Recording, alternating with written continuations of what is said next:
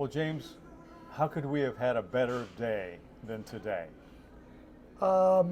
Maybe being able to stay at Bob's for another 4 hours. And yet this is day, what, 6 or 7 or 8 or whatever. 8. And every day we have sat down and said, was this marvelous or was Yep. this marvelous? And it certainly has been. Yep. Today we finished up, went to Bob's, and same thing. Enthusiasm, dedication, Yep. thoroughness, over the top, Yeah, Bob's is special. It is. very special. Yeah. Very, very motivated human being. Isn't it great that on this journey that we took, we found so many great people and so many motivated, energetic, and passionate individuals? Yeah. And we're going to see, we ran into Jack Wells tonight. Yeah, Jack. John, Love Jack. John Lacko, we'll see, Lita Young. And it's just, we're very fortunate. Yes. We are very I fortunate. agree. I agree. And if you come to the MOA rally, you'll be fortunate as well. And look for recap of the MOA, what we saw at the MOA on a daily basis. We'll talk with some more people, and it'd be a grand thing to watch. Yeah, I'm looking forward to it. Thank you. Thank you, Mac. This was fun. It was great. Good night. Hey, good morning, James. Morning. How you doing? Bob and I are just, Bob Henig and I are just chatting. I'm Mac from the Vintage Club. And Bob, thank you for showing us your fabulous museum. Delighted to share. That's the whole point. Let me take you guys through at a slow pace. Every bike here has a story. I mean, like lots of collectors, I like things that have stories behind them. Sometimes the acquisition process is the story. Sometimes the person that owned it is the story. But eventually everyone has some favorite machines. So we'll wander through here. I think we'll make a first stop right here. This is a lowly C1, if you will. They never imported them to the United States. But had they, we would have sold them out the wazoo. These things are giddy fun to operate. I mean, I've ridden them in several countries at this point in time, and even if it doesn't have a exterior pattern like this, they attract attention wherever they go. James, let's take a wander through. There's, I could stop at almost every motorcycle, but I'm going to pick out a couple, so we'll head to the back here. So what you been up to? I'm going to briefly stop here because the 1100S is one of my favorite bikes. I don't put a lot of miles on this one or this one because of their special paint and their provenance, but I had two for a long time to put a lot of miles on. I did several long trips in this country and other countries. This one is special because Pablo Montoya signed this bike. We're going to paint a bike in his car colors. We're going to have him sign it. Did a big deal here at the headquarters, and this is one of This is one of 3 bikes BMW painted in this color.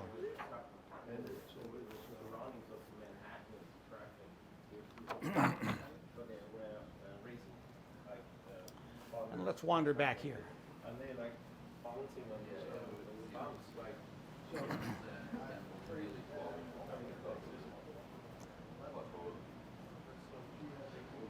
We're sort of surrounded by bikes with interesting stories. I'm just going to pick out one, but this MV Agusta Monomoto is one of a kind, has a very interesting history on it.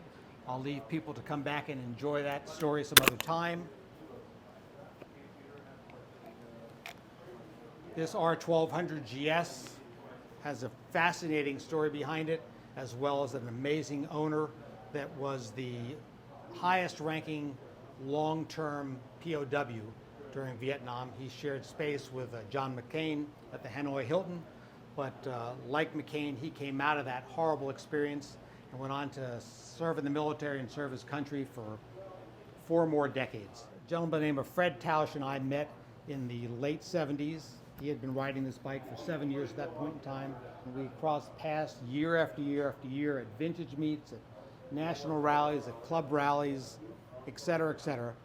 Fred had a mission when he bought this bike. He was a very intelligent, engineer by profession. He got to retire early, had several patents to his name, and he took this new R60/5 on and determined that he was going to see whether he or the motorcycle lasted longer. He put 638,000 documented miles in this machine. I never saw him buy new riding gear because it was a used helmet and an assortment of what we might call work gloves. He rode in street clothing, and in the wintertime he would wear like some of the workman's overall type suits to stay warm. When he passed away, his daughter Karen remembered this 2-page advertisement that BMW had done in the mid-'80s. In fact, we have another guest here this morning that's in this picture right there. That guy. Thank you, Jim. Back in, I think this was 83, 84? yeah, 83, 84, and 1979, 80, and 81, I won the BMW MOA mileage contest. That's right. There's a lot of great stories here. This is someone I have a unique connection to because when I started collecting things for BMW, literally the very first thing I ever collected was a postcard, and it was a picture of Phil Fennell's dealership in Chilliwack, British Columbia, Canada. But he built contraptions like this and traveled around the world after decades of knowing of each other and never crossing paths. In about 2011, we finally crossed paths up in the Pacific Northwest at a BMW rally in Oregon. And we had a chance to talk, have a couple of beers. I watched Phil hold court with this thing, and I basically said, one day, based on your past history, you will be moving on to the next project, or you will tire of this, and you'll want to do something with it. And I said, I want to be the one that gets it, because unlike the prior individual that got your R60/2, I won't take it apart and restore it and make the story go away. And he said, you want it just like this? And I said, I want it just like this. And he begins to tell me, well, I could touch up the paint. And I said, I don't want you to change a thing. And I said, and I don't know when that time will be, so it might have more personality, a few more scratches. All that is immaterial. So a year and a half later, he sends me a letter, but my proposal will be to ride it cross country. I think it's a 3,000-mile trip. We turned it into a 4,200-mile trip because we asked him to visit a few more rallies, get a little bit more social media exposure out of it for him and for us. And he showed up at the end of that trip and hung out at Bob's for 5 days. And we had a fabulous time. He entertained our staff. It took us 3 nights to get him out of the campground behind the building and into a motel, which is what we promised, because he liked living in this thing. This is literally his tent and his easy chair. James, let's climb a flight of stairs and see what's on the second floor, because there's more upstairs than there is downstairs.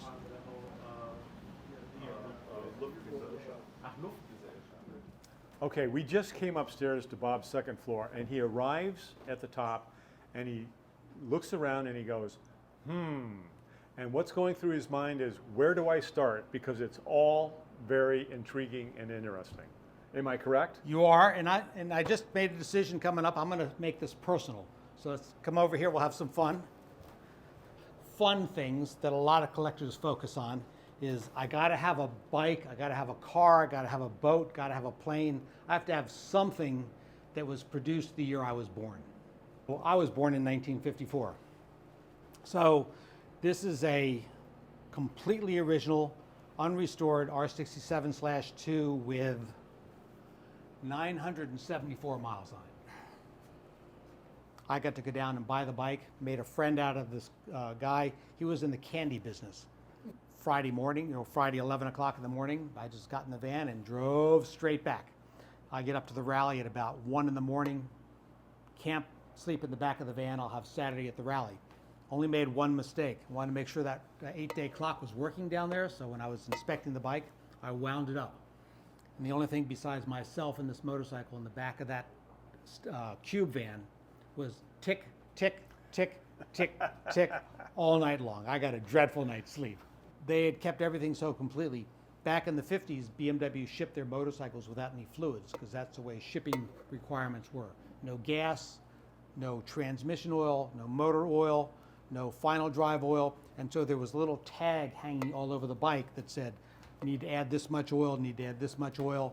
And they saved everything. I've got the original toolkit, the owner's manual, the parts manual, the service manual, every scrap of paper and the bill of sale. What a marvelous story. That's a rare story. Thank you. So let's walk up this aisle. There's an interesting story back here on the left. Jim, doing good?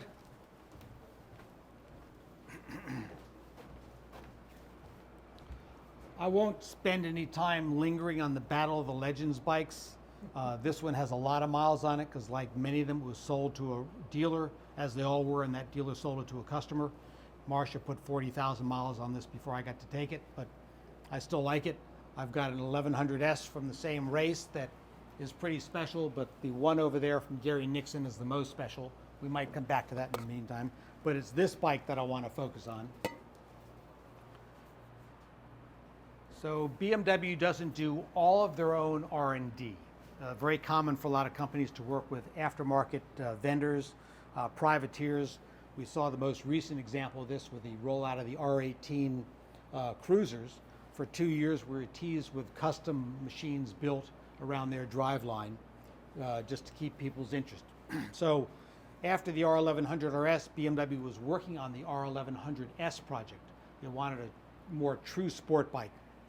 And so Nico Baker was one of a couple of companies that was hired to show us what you can do. While most people were sort of using their own money and building a variety of prototypes, Nico Baker was essentially a frame builder. He changed chassis, made them lighter, did all this other stuff.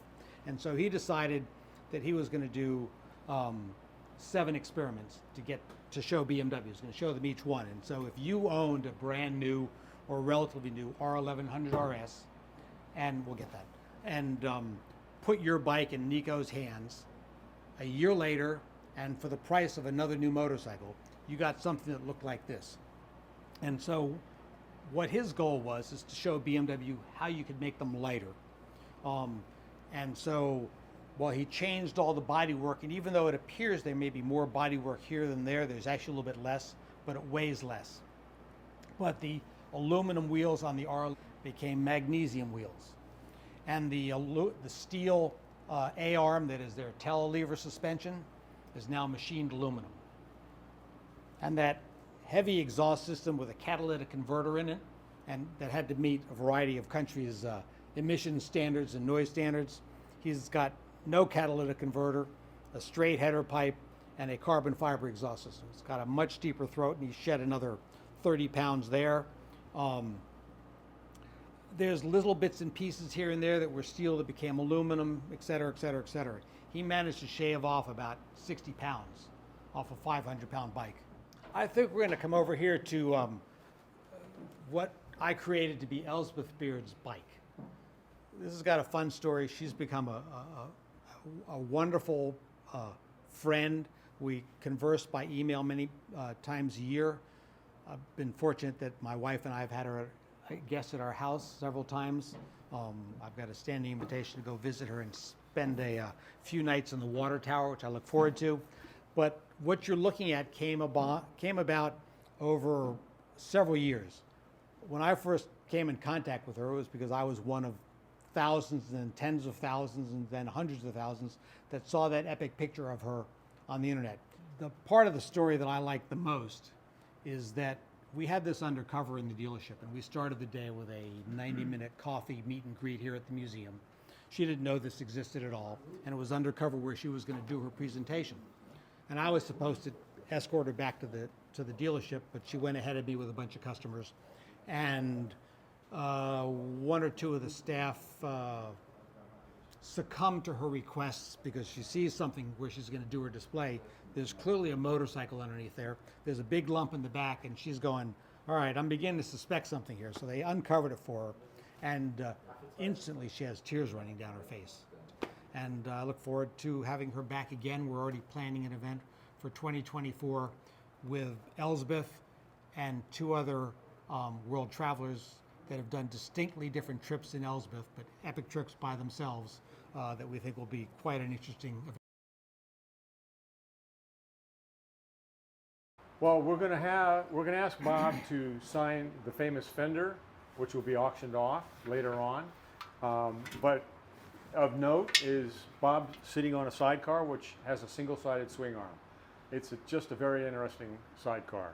So Bob, if you And please. we'll come back to this story because it's pretty cool. So can you sign your? Yes. Can you sign your name? Are you capable of doing that? I've When got I a. sign my name on a legal document, it is completely unreadable. Well, I have a my mom thought I should have become a doctor. Well, I have a check here for you to sign. Will you? That would No. get that signature. Here This we- one gets a different one, and it's an honor to be included in this.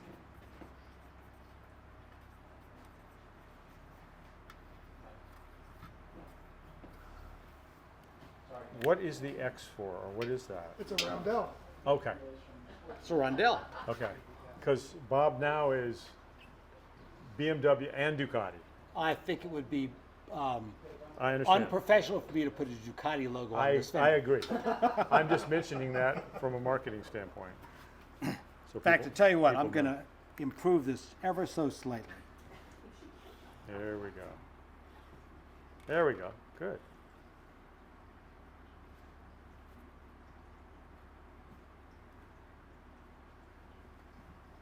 You've seen a lot of them. I have. I can do them in my sleep. Oh, nice. Great. Well, you want to hold Thank it you, so Bob. There we everybody go. see? Thank you, Bob. My pleasure. My opinion, perhaps one of the most exotic high-performance sidecars ever built. A genius by the name of Walter Gruder built these. He was one of the G's in GG. And I was very fortunate to be on a waiting list for the first used one that came back.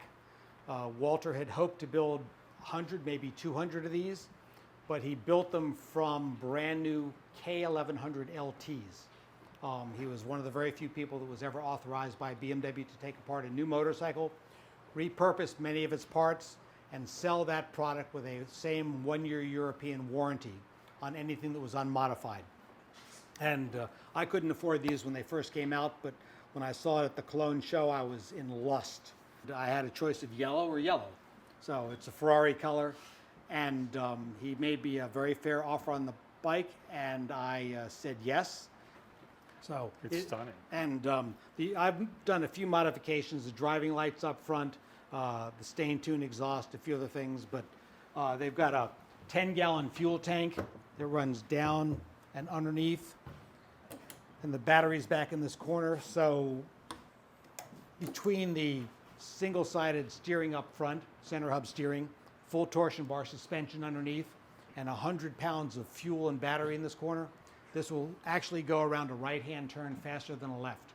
And that's the reverse of what most sidecars will do. It is absolutely giddy fun. Well, Bob, we've had a great time, and as has everyone who ever visits your museum. It's fantastic, and your stories are great, and it's so great to hear about them and to record them for the future. So Well, Mac, thank you we want to to thank you and James for being here. As you have seen, it's a treat for me to be able to share what's here.